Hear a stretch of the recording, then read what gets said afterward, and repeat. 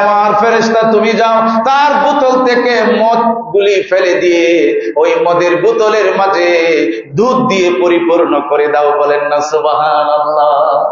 যখন ওমর ফারুক রাদিয়াল্লাহু তাআলা আনহু বোতলের দিকে তাকালেন, তখন দেখে মদের মদ নাই, এখানের মাঝে দুধ। ওই ব্যক্তি যখন ওই বোতলের মেঝে তাকালো, তার চোখ বেয়ে বেয়ে পানি যখন পড়তে লাগলো, ওমর ফারুকের হাত ধরে বলে, হ্যাঁ আমিরুল মুমিনিন, আপনি কি জানেন না আমি কিছুক্ষণ পূর্বে আল্লাহর কাছে তওবা করেছি, আমি মহিম পুত পবিত্র প্রাণের নবী রাহমাতাল লিল আলামিনের উপরে ঈমান এনেছি। হ্যাঁ ওমর, আমি তো মদ পান করতে পারি না, আমি তো প্রিয় নবীকে মহব্বত করি, ভালোবাসি। ওমর ফারুক রাদিয়াল্লাহু তাআলা বুঝতে পারলেন, দু চোখের পানি ফেলে দিয়ে জড়ায়া ধরল, বললেন, আজ থেকে তুমি আমার ভাই, তুমি আমার দরবারে থাকবে। বলেন না সুবহানাল্লাহ। এটা হচ্ছে বিউটি অফ দ্য ইসলাম, ইসলামের সৌন্দর্য। আপনি আল্লাহর কাছে বেশি বেশি তওবা করবেন, বাহাদুরি করবেন না, বাহাদুরি করবেন না, আপনি সব সময় তওবা করবেন, নিজেকে ছোট মনে করবেন। আল্লাহর নবী রাহমাতাল লিল আলামিন ইরশাদ করেছেন, তুমি যার সাথে কথা বলবে মনে করবে ওই লোকটা তোমার থেকে সম্মানী, তোমার থেকে দামি। সুবহানাল্লাহ। আমরা কি তাই করি? বিয়ের দাওয়াত দিলে তো যত ধনী মানুষ আছে তারে দেন, ওই গরিব মানুষের কম দেন, ঠিক না বেটে? আর গোষ্ঠীর মানুষকে খালি দাওয়াত দেন। আর এই জাহেলের লোক, জাহেলের দলরা, শোনো তোমরা, গোষ্ঠীবাদী ছিল আরবের জাহিলিয়া যুগের মাঝে, মাত্র একটা ছাগল নিয়ে 40 বছর রক্তক্ষয়ী যুদ্ধ করেছে। বলেন নাউজুবিল্লাহ। এই জাহেলরা ছিল আরবি, কিন্তু এখনো চলে আসছে আমাদের দেশ পর্যন্ত, আছে কিনা? গোষ্ঠীবাদীর একটা বড়াই, নিজের গোষ্ঠীর লোকেরা, আমি চাক্ষুষ প্রমাণ আই উইটনেস, নিজের গোষ্ঠীর লোকেরা খারাপ কাজ করছে, মদ খাইছে, জুয়া খেলছে, আরো কত কিছু করছে, তারপরেও তাকে সেভ করে, তারে বাঁচায়।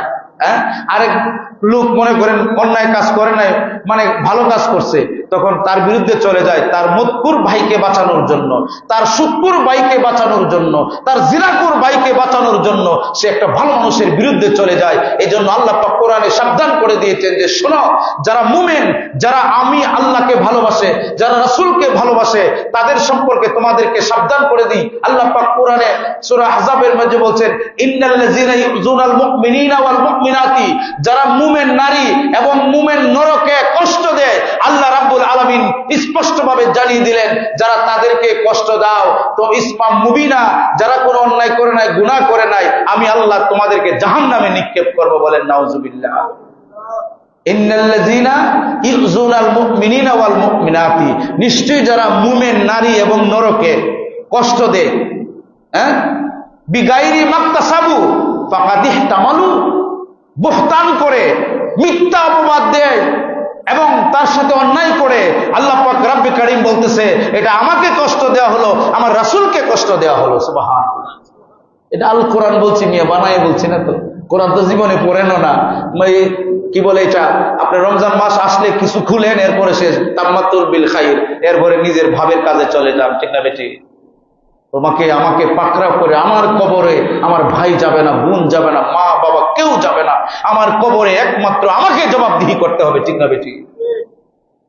মিয়া হাদিস তো জীবনে হুনেন নাই।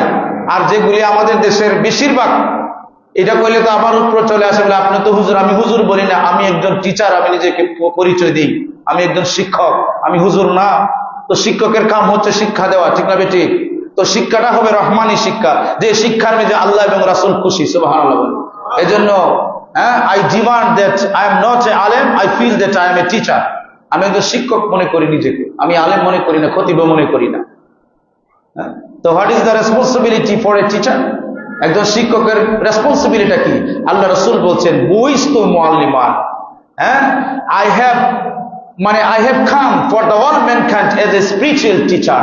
আল্লাহ রাসূল বলে, সমগ্র জগৎ সমূহের জন্য আমি একমাত্র শিক্ষক হিসাবে প্রেরিত হয়েছি। সুবহানাল্লাহ। আর যারা আমাকে ফলো করে, আমার গোলামি করে, তাদের পরিচয় হবে তারা টিচার। সুবহানাল্লাহ কইবেন না? আমার বন্ধুরা, তো আমি বলছিলাম আপনাকে পবিত্র কোরআনুল কারীম থেকে আল্লাহ রাব্বে কারীম বলেছেন যে আমি তোমাকে পাকড়াও করব, তোমার কবরে সলিমুদ্দি যাবে না, সলিমুদ্দির কবরে তুমি যাবে না। তাহলে তুমি কেন গোষ্ঠীর বাহাদুরি করো, কেন টাকার বাহাদুরি করো, কেন ক্ষমতার বাহাদুরি করো? পারবে কি? কি বলেন, পারা সম্ভব? একজন মুমিনের দাম কত আপনারা জানেন মুমিনের কত দাম। বুখারী শরীফের হাদিস 444 নম্বর হাদিস, আল্লাহ রাসূল সাল্লাল্লাহু আলাইহি ওয়াসাল্লাম ইরশাদ করেছেন যে পালা মুররা, নবী বলেছেন যে ফাসনাউ আলাইহা খাইরান কালা ওয়াজাবাত, যে একটা লাশ নিয়ে যাওয়া হচ্ছে আর মুমিন সাহাবা کرام মুমিন ব্যক্তিরা বলছে ওয়াজাবাত, মুমিন ব্যক্তিরা বলতেছে খাইরান, যে ওই যে লোকটা যাচ্ছে ওই লোকটা বড় ভালা, লাশ নিয়ে যাচ্ছে আর কি। তো সাহাবা کرام সাক্ষী দিলেন, মুমিন ব্যক্তিরা সাক্ষী দিলেন যে ওই লোকটা ভালো। তখন আল্লাহ রাসূল বলছে ওয়াজাবাত, এটা কবুল করা হয়েছে। সুবহানাল্লাহ বলবেন না? তো একটু পরে আরেকটা লাশ যাচ্ছে, তখন সাহাবা کرام বললেন যে শাররান, এটা ভালো না। তখন প্রিয়নবী বলছে কালা ওয়াজাবাত, প্রিয়নবী বলছেন হ্যাঁ কবুল করা হয়েছে। ফাকিলা ইয়া রাসূলুল্লাহ সাল্লাল্লাহু আলাইহি ওয়া আলিহি ওয়াসাল্লাম, সাহাবা کرام বলছেন ইয়া রাসূলুল্লাহ, যে লিহাজা ওয়াজাবাত ওয়া লিহাজা ওয়াজাবাত, আপনি ওই ব্যক্তির শানে বলছেন, যখন আমরা বললাম সে ভালো আপনি বলেন উত্তম, সে ভালোই, সে জান্নাতি। যখন বললাম সে খারাপ আপনি বলেন ওয়াজাবাত, কবুল করা হয়েছে। ইয়া রাসূলুল্লাহ কারণটা কি? তখন প্রিয় নবী সাহাবা کرامদেরকে উদ্দেশ্য করে বলছেন, হ্যাঁ আমার সাহাবা کرام তোমরা শুনো, কিয়ামত পর্যন্ত আমি প্রিয় নবী তোমাদের মাধ্যমে সবাইকে জানিয়ে দিতে চাই যে তোমরা কি জানো না, ফাকালা নবী সাল্লাল্লাহু আলাইহি ওয়াসাল্লাম, তোমরা কি জানো না যে শাহাদাতুল কওমিল মুমিনিনা শুহাদাউল্লাহি ফিল আরদ, তোমরা কি জানো না যারা মুমিন, যারা পরহেজগার, যারা মুমিন ব্যক্তি, তারা হচ্ছে জমিনের মাঝে আল্লাহর সাক্ষী। বলেন সুবহানাল্লাহ। আর এই সাক্ষীটা আমি আল্লাহ পাক গ্রহণ করে আমিও গ্রহণ করি। সুবহানাল্লাহ। তো মুমিনরা জমিনও কার সাক্ষী? কথা মাতিন না, ওয়াজ বুঝুননি আপনারা? মুমিন ব্যক্তি জমিনের মাঝে কার সাক্ষী? তো আল্লাহ যে একক আছে, এই সাক্ষীটা কে? মুমিন ব্যক্তিরা। সুবহানাল্লাহ কইবেন না? এটা কোরআনে হাদিস শরীফ, বুখারী শরীফ 2644 নম্বর হাদিস, বুখারী শরীফের 2644 নম্বর হাদিস।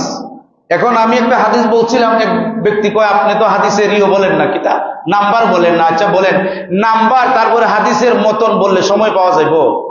কটা কিতাবের ভিজা আসছে, যেমন এই হাদিসটা এইভাবে আসছে যে আপনারা হাদ্দাসানা বুঝুননি, হাদ্দাসানা আমরা যে হাদিস পড়ছি, যেমন সিলসিলা বুঝেন তো, সিলসিলা আমার মুর্শিদ ইমুক, এই মুর্শিদের পীর ইমুক, ওনার পীর ইমুক, এটাকে বলে সিলসিলা।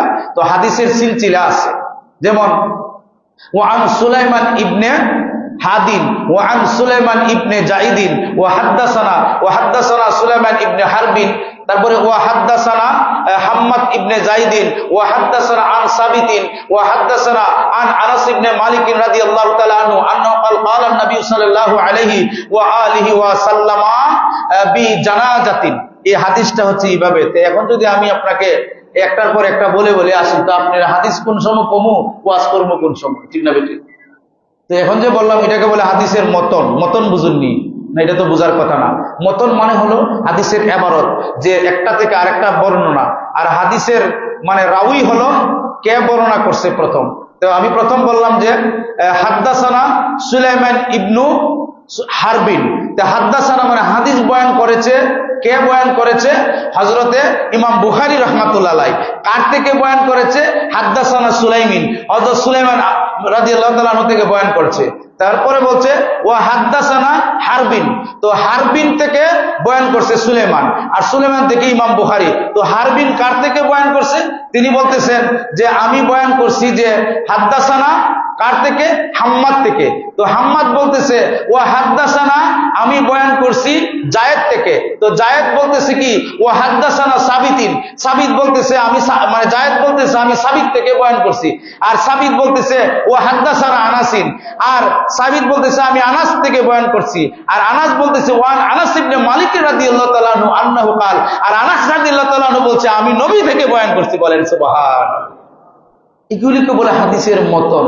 আর এই বেকুবের গোষ্ঠী তোমরা যে লিখে দাও, আমরা তো এগুলি পড়ে আসছি, না পড়লে কি বয়ান করতে পারি? কি বলেন আপনারা? এগুলি তো বললে আপনারা বুঝবেন। এখন বুঝছেন কিছু, সব বুঝছেন, অনেকেই বুঝছেন, হয়তো 2-4 জনে বুঝছেন, ঠিক না? তো এগুলি কি? এগুলি হচ্ছে দর্শের পড়া, দর্শ, যখন আমরা বুখারী শরীফ পড়ামো কোনো ছাত্রকে, মুসলিম শরীফ যখন কোনো ছাত্রকে পড়ামো, তখন আমরা এইগুলি বলে দেবো। হাদ্দাসানা কাকে বলে, হাদিসে সুলাসি কাকে বলে, হাদিসে মুনকার কাকে বলে, হাদিসে মুনকাতিআ কাকে বলে, জয়ীফ কাকে বলে, মাউজু কাকে বলে, সহিহ কাকে বলে, মতন কাকে বলে, হাদিসে মুতাওয়াত্তির কাকে বলে, হাদিসে ইনকাতাআ কাকে বলে, হাদিসে মুনকার কাকে বলে, হাদিসে শায কাকে বলে, হাদিসে মুআল্লাল কাকে বলে, হাদিসে মুদাল্লাল কাকে বলে। এগুলি তো আমরা দর্শে শিখাম, ঠিক না বেঠিক? এগুলি তো জুম্মার আলোচনা আর ওয়াজের আলোচনা না, কি বলেন আপনারা?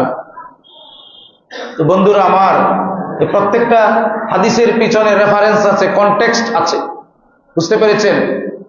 এজন্য আল্লাহ রাসূল বলেছেন, যারা আমার নামে মিথ্যা হাদিস বলবে, যেটা আমি প্রিয় নবী বলি নাই অথচ সে বলল, তার জিহ্বা কাটা যাবে।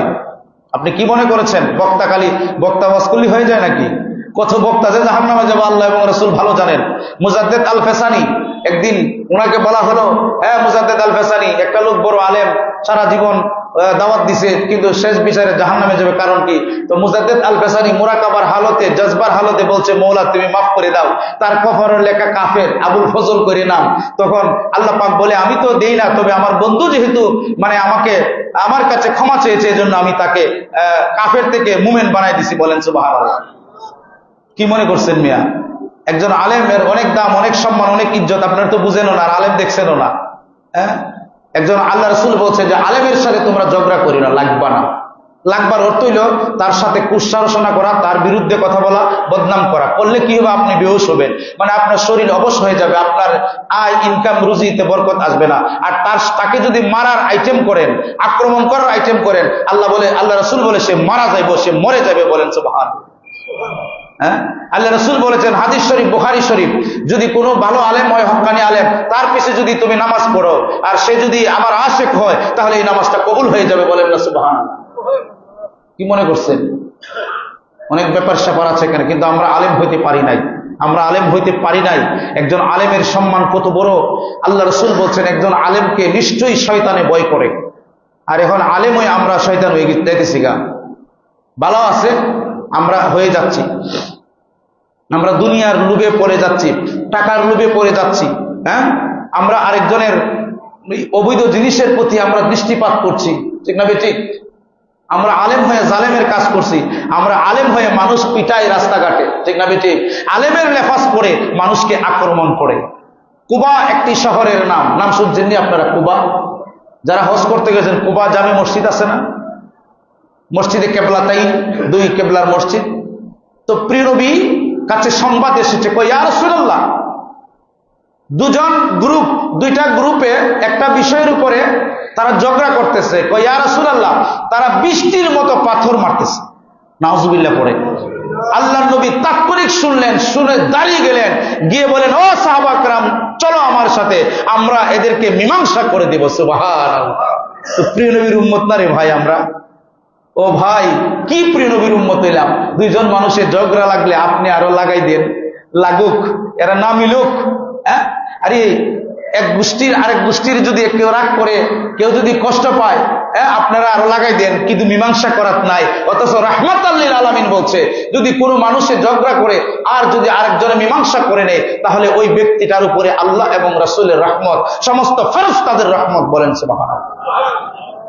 আপনারা করুননি, ঝগড়া লাগলে থামাননি, গোষ্ঠী বা বাহিরে কই কম, এক দুজন হয়তো করে, আরো বেশি চায়। আমার আব্বারে তুমি গালি দিছো, তুই শেষ আজকে। কিন্তু সে গালি দিছে, তোমার বাবা গালি দিছে, তুমি বিষয়টাকে দেখো। এখন বাবার পক্ষে ধইরা, ভাইয়ের পক্ষে ধইরা আরেকটা মানুষের মাথায় বাড়ি দিলা, এটা ভালো কাজ নয়, এটা বাহাদ ইমানদারের কাজ নয়, এটা মুমিনের কাজ নয়। মুমিনরা আল্লাহর এই জমিনও, কি বলছিলাম, শাহাদাতুল কাউমিল মুমিনিনা শুহাদাউল্লাহি ফিল আরদ, রাওয়াহুল বুখারী। আল্লাহর রাসূল রাহমাতাল লিল আলামিন ইরশাদ করেছেন, সমস্ত মুমিনগণ হচ্ছে এই দুনিয়ার মাঝে আল্লাহ পাকের সাক্ষী, যে সাক্ষীটা আল্লাহ পাক গ্রহণ করে নেয়। বলেন সুবহানাল্লাহ। কথাটা বুঝছেন? তাহলে আমরা মুমিন, ঠিক না? আমরা কি? আমরা মুমিন। মুমিনের কত দাম জানেন? আল্লাহ রাসূলকে একবার সিদ্দিক আকবর রাদিয়াল্লাহু তাআলা আনহু জিজ্ঞেস করতেছে, ইয়া রাসূলুল্লাহ, ইয়া হাবিবাল্লাহ, ওগো প্রাণের নবী, আল্লাহ যে আপনাকে রহমত দেয়, আপনি যে রহমত লিল আলামিন আমরা জানি। তো আমার মনে হয় আবু বকর রাদিয়াল্লাহু তাআলা বলতেছে যে আল্লাহ পাক আপনার মাধ্যমেই তো আমাদেরকে রহমত দেয়, বরকত দেয়। তো ওই সময় কোরআনের আয়াত নাজিল হয়েছে না। দেখেন আশেকে রাসূল কাকে বলে, আর আমরা তো বন্ড আশেকে রাসূল, নবীরে ভালোবাসি, প্রাণের ঊর্ধ্বে মুখ দিয়ে কই মিয়া কাজে কয়টা দেখাইছো, কাজে তো একটাও নাই, ঠিক না বেটি? বহুত সময় আছে এখানে। হ্যাঁ, এই ঘটনাটা একটু পরে বলবো। এখন একটা ঘটনা মনে হয়েছে হযরতে সাদ রাদিয়াল্লাহু তাআলা আনহু ঘটনা, না অর্থাৎ তালহা রাদিয়াল্লাহু তাআলা আনহুর ঘটনা। তো তালহা রাদিয়াল্লাহু তাআলা আনহু প্রিয় নবী যখন মক্কা থেকে মদিনায় হিজরত করে যান, তো তালহা রাদিয়াল্লাহু তাআলা আনহু উপরে গিয়ে তোলা আল বাদরু আলাইনা এই কবিতাটা পড়ছে, প্রিয় নবীকে ভালোবাসছে, মহব্বত করছে। তখন উনি নিজের অজান্তেই প্রিয় নবীর দরবারে এসে বললেন, ইয়া রাসূলুল্লাহ আনা আহাব্বুকা, আমি আপনাকে ভালোবাসি। তো আমরা এমন কোন হাদিস পাই নাই, একটা হাদিস ছাড়া, যে কেউ সরাসরি প্রিয় নবীকে বলছে যে আপনাকে ভালোবাসি। এমন কোন সাহাবীরও সাহস পাই নাই, মানে ভয় পায় বলে নাই যে আপনাকে ভালোবাসি, কেউ বলে নাই কথা, কিন্তু জান কোরবান ছিল। সুবহানাল্লাহ বলেন না? তো যখন তালহা রাদিয়াল্লাহু তাআলা আনহু বলছেন, প্রিয় নবী চুপ মেরে গেলেন। তো প্রিয় নবী বললেন, হে তালহা, তুমি যে আমাকে ভালোবাসো তার প্রমাণ কি? কয়, ইয়া রাসূলুল্লাহ আপনি দয়া করে বলেন আবি ওয়া উম্মি আনতা, ইয়া রাসূলুল্লাহ আপনার পবিত্র কদম মোবারকে আমার মা বাবা কুরবান, আমাকে দয়া করে বলুন আমি কি প্রমাণ দেখাবো। সুবহানাল্লাহ বলবেন না? তো প্রিয় নবী বলছেন যে তোমার কি মা আছে তো জীবিত? কই, ইয়া রাসূলুল্লাহ আছে। তাহলে তুমি কি আমার মহব্বতে তোমার মাকে হত্যা করতে পারবা? দেখেন কি পরীক্ষা, আশিকে রাসূলের কত বড় পরীক্ষা নিচ্ছে প্রিয় নবী। তো তালহা রাদিয়াল্লাহু তাআলা কোনো প্রকারের হেজিটেশন করলেন না, নাঙ্গা তরবারি, উন্মুক্ত তরবারি হাতে নিয়ে বলছেন, ইয়া রাসূলুল্লাহ আমি যাচ্ছি, হত্যা করবো আমার মাকে আপনার ভালোবাসার জন্য। যখন একটু গেলেন, প্রিয় নবী বলছেন, হে তালহা তুমি চলে আসো। বললেন, ইয়া রাসূলুল্লাহ আপনি আমাকে ডাক দিলেন।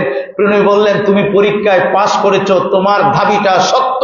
তখন তালহা রাদিয়াল্লাহু তাআলা আনহু দাঁড়ায় বলছেন, আল্লাহর কসম করে বলি ইয়া রাসূলুল্লাহ আপনার প্রেমের জন্য, আপনার ভালোবাসার জন্য আমার জীবন, আমার মা বাবা, আমার স্ত্রী সবকিছুকে আমি কোরবান করতে প্রস্তুত আছি। বলেন সুবহান।